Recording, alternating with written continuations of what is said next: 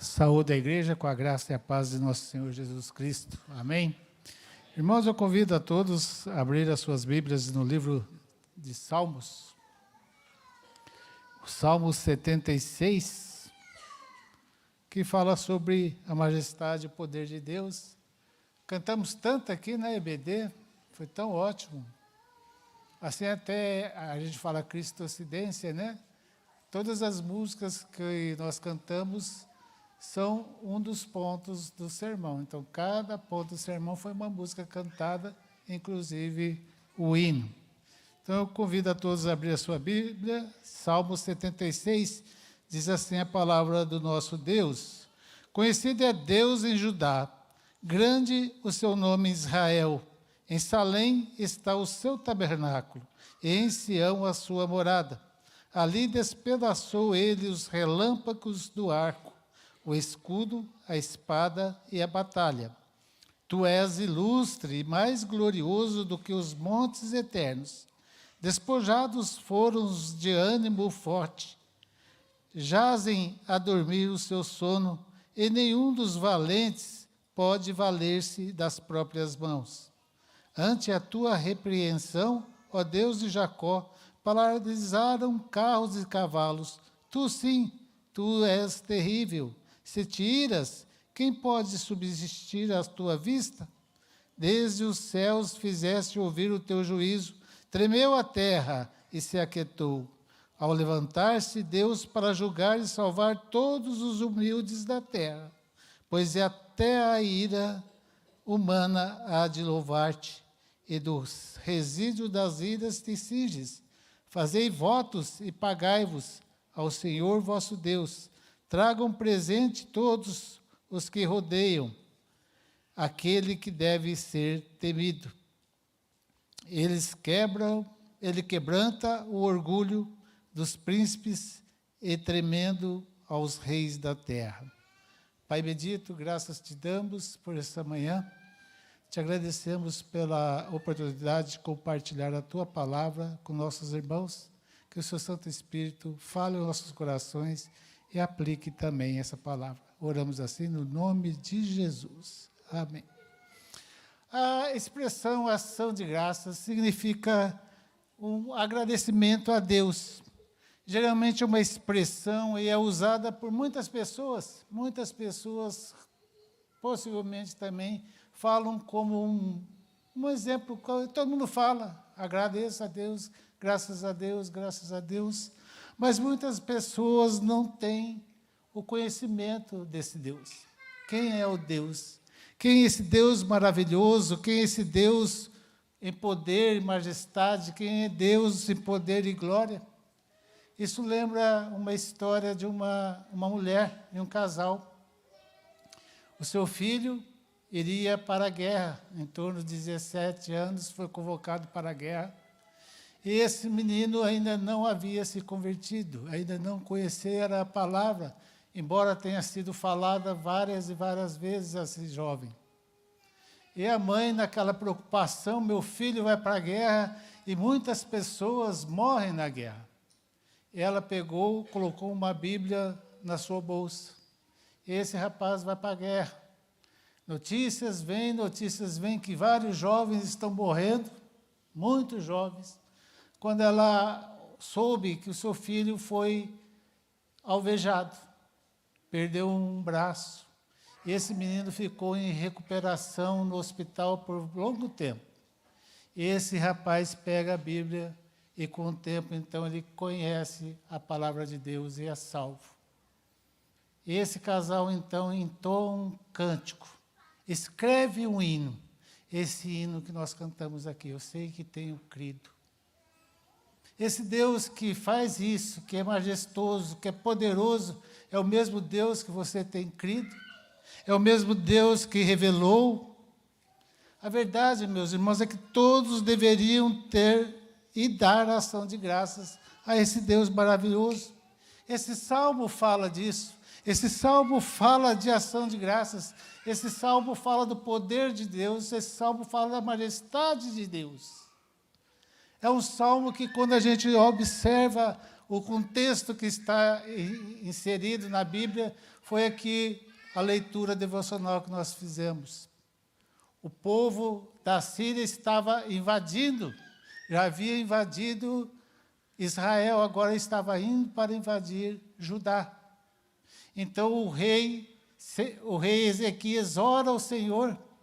E como nós lemos aqui, o rei Ezequias ora e Deus fala, o povo vai conhecer quem é esse Deus poderoso. Tanto que a gente sabe o resultado disso, quando nós olhamos na 2 Reis, capítulo 19, no final do seu capítulo aqui. Perdi aqui onde está. Espera só um pouquinho. 2 Reis, capítulo 19. Olha o resultado, meus irmãos, do poder de Deus. 2 Reis, capítulo 19, verso 35. Então, naquela mesma noite, o anjo do Senhor feriu no arraial dos assírios 185.000, e quantos se levantaram aos restantes da manhã, e todos esses eram cadáveres. Retirou-se depois Senaqueribe, rei da Síria, e se foi, soltou e ficou em Nínive. Sucedeu que, estando ele a adorar na casa de Neroque, seu deus, Adrimeleque e Sarezer, seus filhos, o feriram a espada e fugiram para a terra de Ararat. E Esar-Edom, seu filho, reinou em seu lugar. Que Deus maravilhoso que nós temos. É um Deus que cumpre as suas promessas, é um Deus que cumpre o que fala.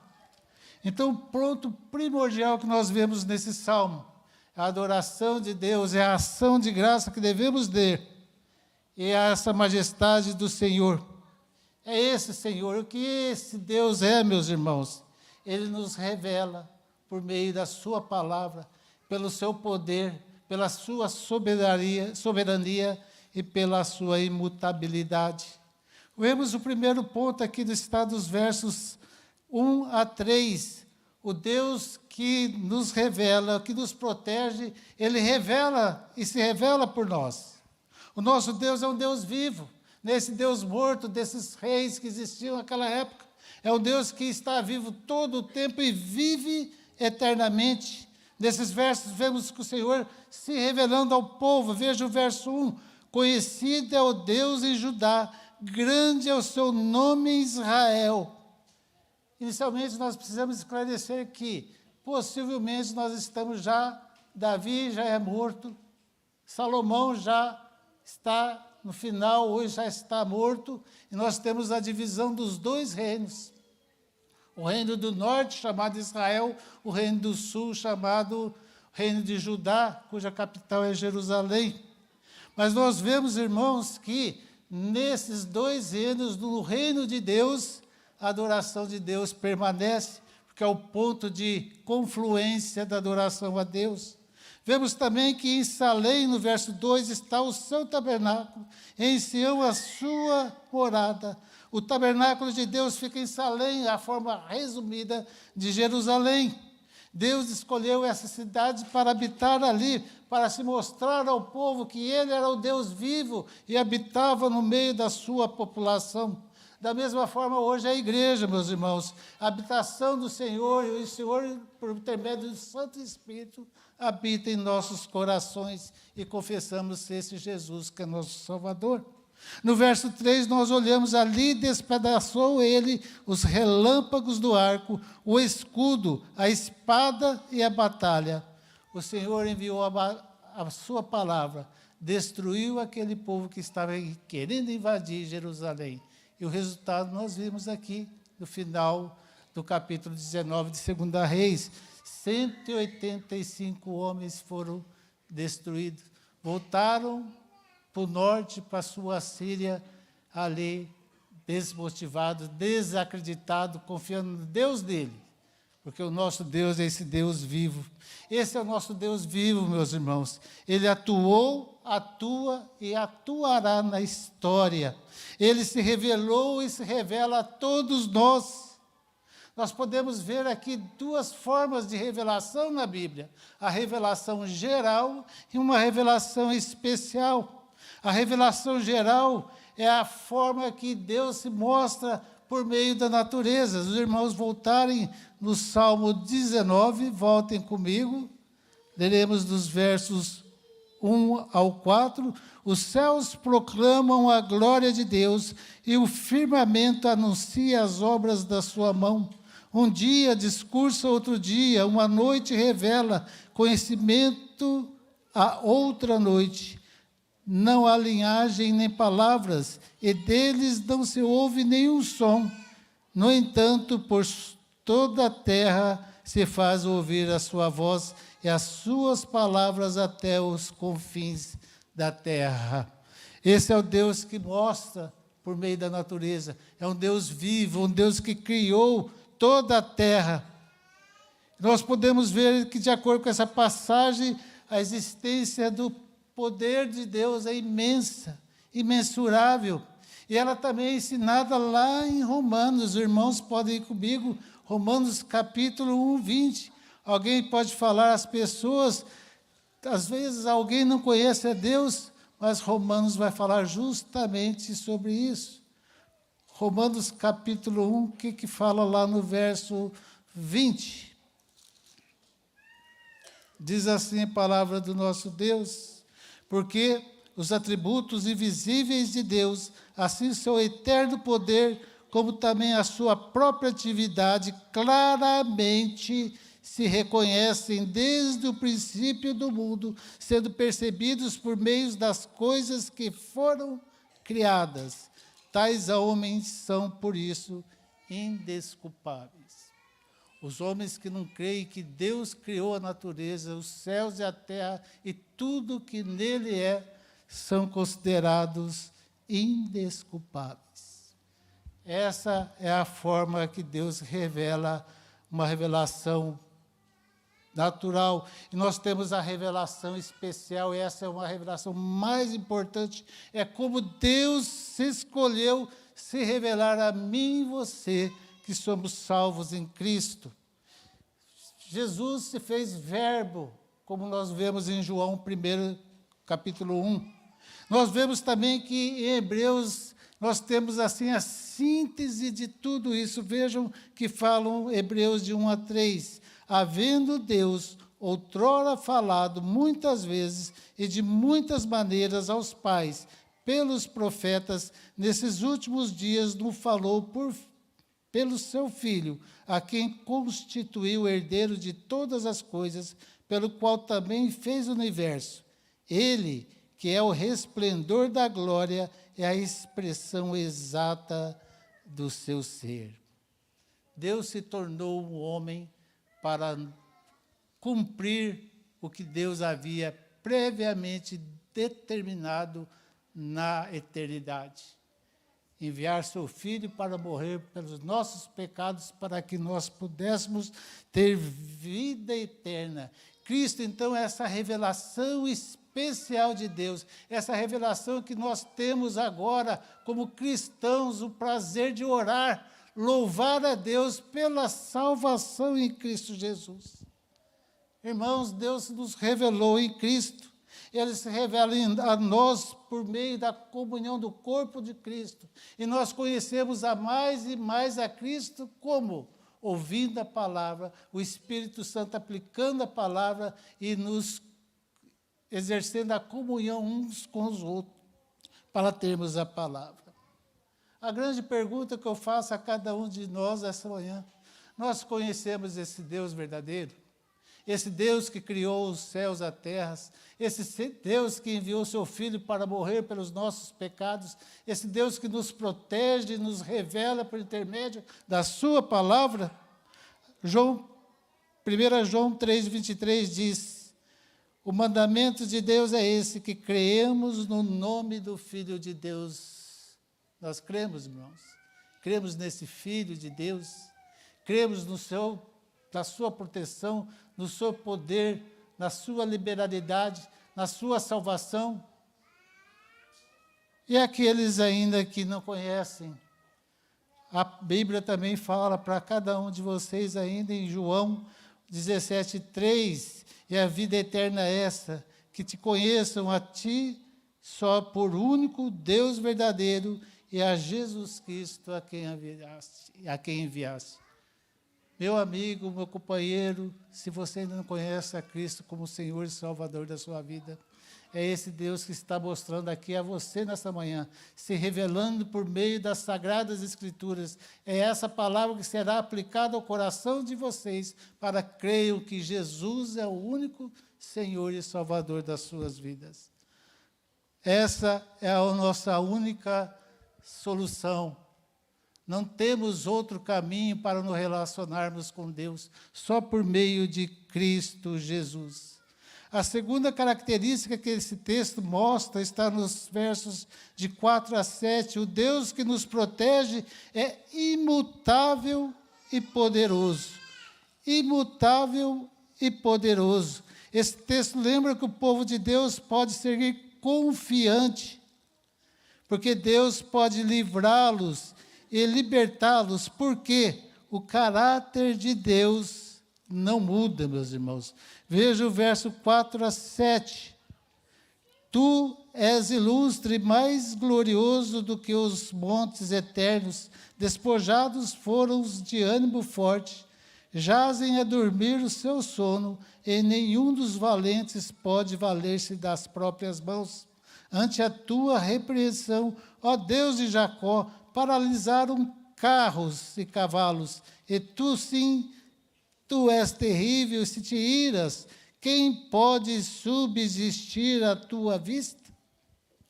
Deus libertou o povo todas as vezes assim que Ele quis. O salmista celebra essa verdade: nenhum agressor é páreo para Deus. Nenhum.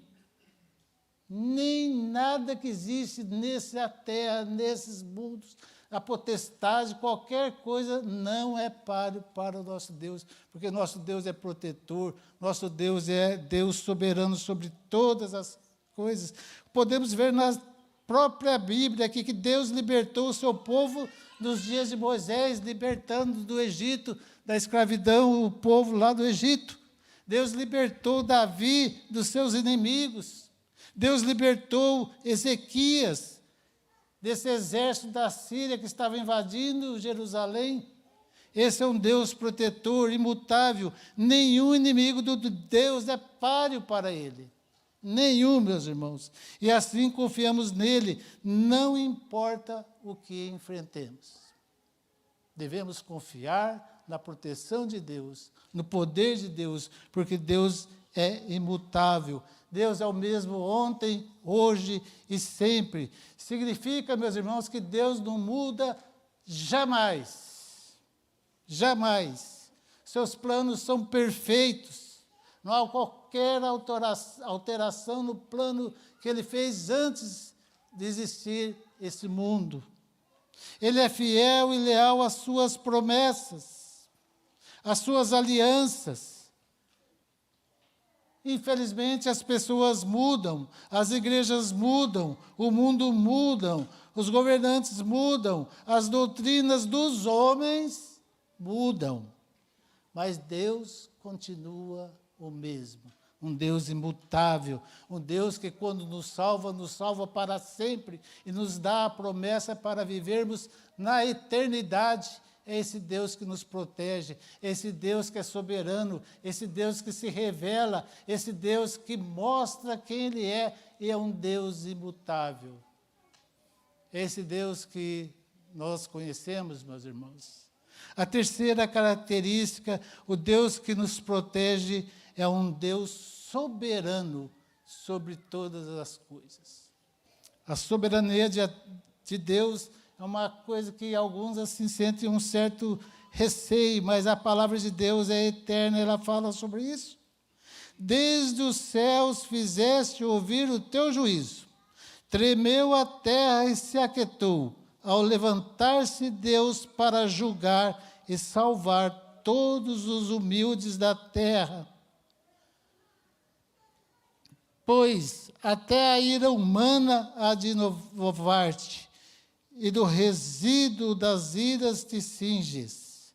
Esse é o Deus.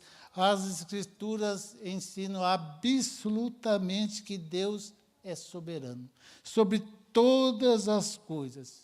Ele governa o mundo da forma que Ele quer, do jeito que Ele quer. Toda a autoridade é dEle.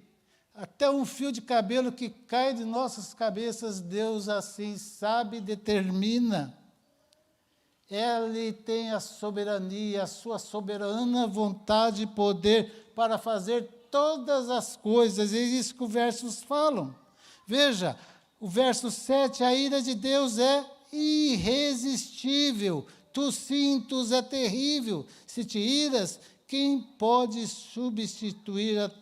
subsistir à tua vista?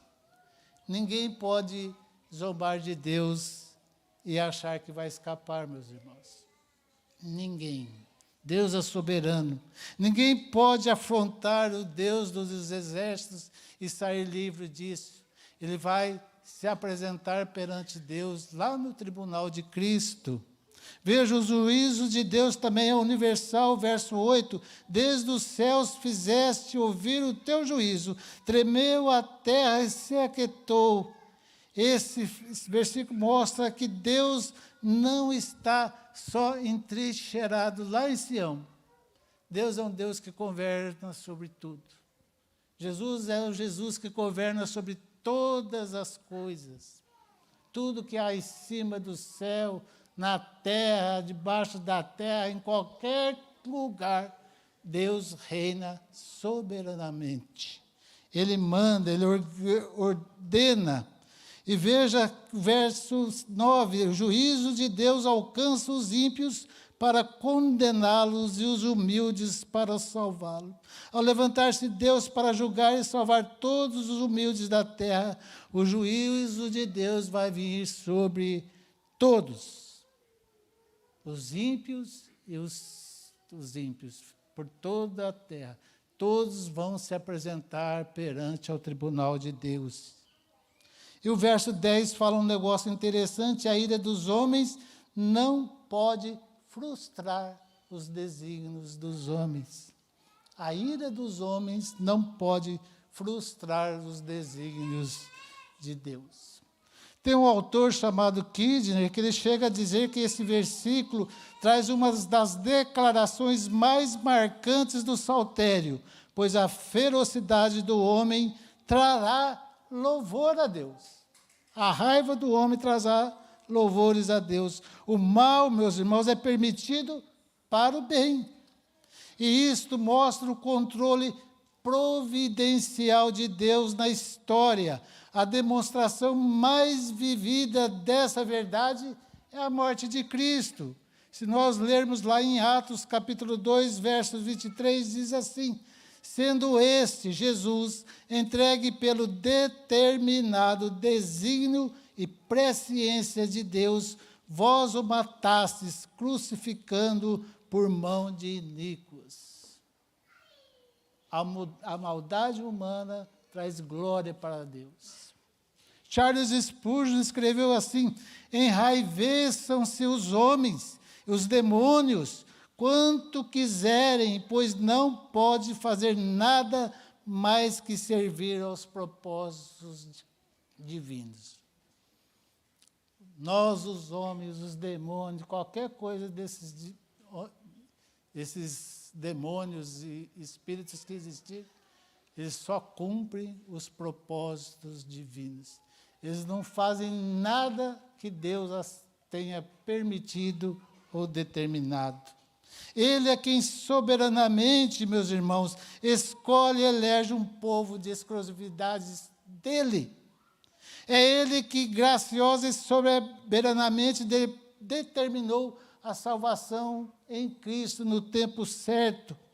É como progressão no pensamento apresentado aqui, ficou provado que nós teremos o juízo final. Nossas igrejas, muitas igrejas, não falam mais sobre pecado, sobre o juízo final, sobre o dia de Deus. O dia do Senhor está chegando. É um dia que nós estaremos presentes na presença de Deus. É um dia que está escrito na Bíblia. Quando será? Não sabemos. Mas Deus falou que ele vai existir, e na sua presciência, na sua soberania, como fala a própria Bíblia, em Apocalipse 20:11, estaremos todos lá no trono branco de Deus. Ele vai chegar e julgar os salvos, os não salvos. Os salvos para a vida eterna, os ímpios, os não salvos para a perdição eterna. Cabe à igreja, meus irmãos, de Jesus, defender e propagar essa verdade.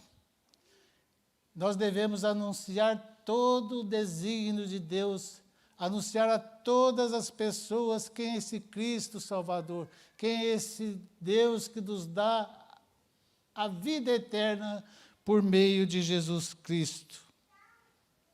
Essa é a soberania de Deus. Contemplar a soberania de Deus deve nos levar à mais profunda gratidão. Por isso, nada impedirá Deus de executar sua vontade. Não existe notícia mais maravilhosa do que essa. Sabe por quê? Porque a vontade de Deus é sempre boa, agradável e perfeita. Boa, agradável, perfeita. A nossa oração nessa manhã é que a nossa mente deve ser transformada e renovada dia a dia no conhecimento de Deus, para cada dia nos parecermos mais com Cristo, para que cada dia nós nos preparemos para quê? Aquele dia, o dia do juízo final. Não sabemos o dia. Não quero entrar aqui em versões escatológicas, mas o dia final, a julgamento está aí. Vai estar, meus irmãos. Isso a palavra de Deus fala aqui do jeitinho que está na palavra dele. O juízo final. E, por último, esse Deus que nos protege deve ser honrado. Verso 11 e 12 diz assim: fazei votos e pagai-vos ao Senhor vosso Deus. Tragam presente todos os que rodeiam, aqueles que devem ser temidos. Ele quebranta o orgulho dos príncipes, é tremendo aos reis da terra. Esse Deus é o Deus soberano, justo e bom. E esse Deus deve ser honrado. Honramos eles aqui. Quantas vezes cantamos louvores a Deus. Esse Deus que nos protege, a última característica, é um Deus que deve ser honrado. Em primeiro lugar, o verso 11a diz assim: o povo de Deus, ao fazer votos, deve cumpri-los. Deve cumpri-los. Ontem estivemos num casamento, os noivos fizeram votos a Deus. Não é o pastor que casa, não é ninguém que casa. O casamento é a promessa do noivo e da noiva da aliança com Deus. Eles fizeram votos. Deus não fala assim, faça voto e cancele, não. E você também não é obrigado a fazer voto. Mas se fizer voto, cumpra. Cumpra. Porque essa é a vontade de Deus. Em segundo lugar, os povos devem trazer ofertas a Deus, porque Ele é digno. Tragam presente todos os que rodeiam. Por isso que nós, na hora do ofertório, trazemos nossos dízimos e ofertas. Trazemos nossas vidas para louvar a Deus. Devolvemos um pouquinho daquilo que Ele deu tudo para a gente. Ele dá 100%. E às vezes a gente fica receoso de ajudar alguém, estender a mão a alguém que tem fome. Não vamos fazer nada acumulando riquezas e riquezas. Em terceiro lugar, diante de Deus, nenhuma soberba prevalecerá. Verso 12, ele quebranta o orgulho dos príncipes. Quer uma ilustração mais clara aqui, Nabucodonosor? A hora que ele se acha Calma, Nabucodonosor. Vai lá pastar um ano. Vai lá pastar um ano. Para você saber quem que é o Deus poderoso. Isso é uma palavra muito séria para líderes, pastores, pais. Não se encham de soberba. Rei só tem um, Deus, Pai Todo-Poderoso, soberano sobre toda a terra. E quarto lugar, Deus é rei acima de todos os reis da terra, como fala aqui a própria palavra. E como nós podemos aplicar isso, honrar a Deus? Como nós devemos fazer isso, honrar a Deus com as nossas vidas, com as nossas atitudes, com as nossas atividades? Eu listei aqui pelo menos 4, mas tem muito mais. É só o irmão ler a palavra do Senhor. A primeira delas é que nós fizemos hoje, ação de graças, agradecendo. 1 Tessalonicenses 5,18. Em tudo deem graças. Porque esta é o quê? A vontade de quem? De Deus. Para vocês em Jesus Cristo. Você acorda, dê graças por acordar, por você ter uma casa, por você ter saúde, por você ter uma família, por você ter um trabalho, por você ter até uma doença. Em tudo, não está falando só nas coisas boas, não. Em tudo, nas coisas ruins que nós achamos que acontecem nas nossas vidas, mas pode ser até um livramento, nós devemos agradecer a Deus. A segunda forma de honrar a Deus, perdoando. Suportem-se uns aos outros e perdoem-se mutuamente, caso alguém tenha motivo de queixa contra outra pessoa, assim como o Senhor perdoou a vocês, perdoem também uns aos outros. Colossenses 3:13. Perdoar. Segunda coisa. Nós temos perdoado? Ou nós nos colocamos da retaguarda e fingimos assim que nós não perdoamos as pessoas? Tudo bem, mas lá no fundo do coração assim, parece que tem um poste aqui atrás, assim, logo para dar vontade da cabeça da outra pessoa. Não é isso. Perdoar todas as coisas. Sendo generoso, 1 João 3,16, nisto conhecemos o amor, que Cristo deu a sua vida por nós, portanto, também nós devemos dar a nossa vida pelos irmãos. Difícil, né? Mas Deus deu seu Filho para morrer pelos nossos pecados. E nós devemos dar nossas vidas pelos irmãos. Pregando a palavra, fazendo evangelismo, dando alimento e tantas outras coisas que podemos fazer. E por último, meus irmãos, buscando a Deus todos os dias, 1 Coríntios 10:31. Assim, quer vocês comam, quer bebam, quer façam qualquer coisa, faça tudo para a glória de Deus. Você está se alimentando? Dê glórias a Deus. Você está passeando com alguém? Dê glórias a Deus. Está tomando um café? Dê glórias a Deus. Tudo faça como para a glória de Deus. Pensou se você estiver cometendo um pecado ali e chegar assim, o dia do juízo final? Tem que dar glórias a Deus. Pedir perdão e dar glórias a Deus. Então, nós devemos nos manter o quê? Cada dia mais parecidos com Cristo.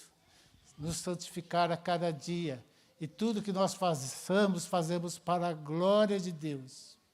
Se você vai fazer uma coisa, acho que eu falei isso na última vez que eu preguei aqui. Isso aqui agrada a Deus? Isso que eu estou fazendo aqui está agradando ao Senhor? Isso aqui que eu estou mentindo aqui para alguém está agradando ao Senhor? Isso aqui que eu estou olhando na internet está agradando ao Senhor? Está honrando ao Senhor? Estou dando glória a Deus por isso?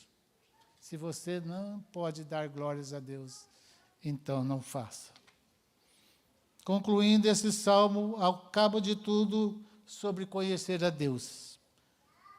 Esse Deus que se revelou por meio das Escrituras, por meio da natureza, seu nome, suas ordenanças, suas liberações, sua soberania, a sua justiça, e nós devemos louvar e adorar essa Deus a todos os dias.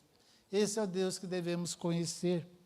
Quem não conhece a Deus, o mundo se torna um lugar triste, inóspito. As pessoas não se dão bem, ficam amargas, depressivas por alguns aspectos, rancorosas. Por isso nós devemos conhecer a Deus, colocar tudo na presença deles. Como nós cantamos no hino, peço ao Alessandro para a gente cantar só o corinho. Eu sei em quem tenho crido, eu até tentei para cantar, mas minha mulher não deixa eu cantar aqui. Então, eu vou pedir para o Alessandro cantar esse corinho. E depois nós vamos orar, encerrando a palavra. Queria que todos também, a gente, juntos, de pé, pense nesse Deus que se revelou a você nessa manhã. Esse Deus que você conhece, esse Deus que faz a diferença na sua vida, esse Deus que é vivo, que te levará para a vida eterna, é esse Deus que nós devemos conhecer todos os dias.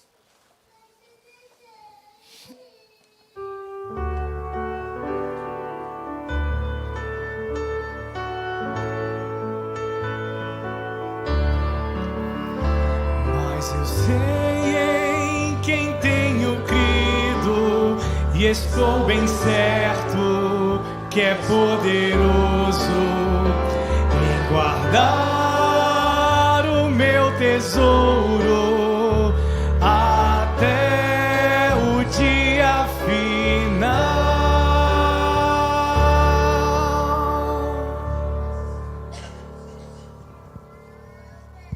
Esse, Senhor, é o Deus que nós temos crido no Senhor, na sua soberania, na sua proteção, na sua imutabilidade, em todos os aspectos. O Senhor mostra a nós, nos mostra por meio da natureza, nos mostra por meio do seu Filho amado, que morreu para nos salvar e nos dar a vida eterna.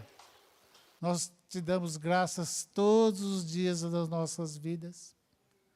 É isso que nós colocamos na sua presença, Senhor, nossa vida, e nós queremos te servir da melhor maneira possível. O Senhor é maravilhoso, o Senhor é soberano sobre toda a terra, o Senhor governa sobre todas as coisas, e pedimos que o Senhor continue governando sobre nossas vidas, nos protegendo, nos libertando das armadilhas de Satanás, mas o Senhor nos dá a salvação em Cristo Jesus, e temos a plena certeza, Senhor, que estaremos contigo para todos sempre, pois nós temos crido naquilo, no tesouro. Esse tesouro é a palavra do Senhor, como Paulo fala lá em Timóteo, essa palavra que nós guardamos nos nossos corações, para que cada dia nos pareçamos mais com Cristo, nosso Senhor e Salvador. Que o Senhor nos abençoe. Te agradecemos a oportunidade de te louvar e glorificar teu santo nome. Nós oramos assim, no nome do Senhor Jesus. Amém. Que o amor de nosso Senhor e Salvador Jesus Cristo, que a graça do nosso Senhor e Salvador Jesus Cristo, o amor de Deus e nosso Pai, as consolações do Santo Espírito, estejam com todos, para todos sempre. Amém.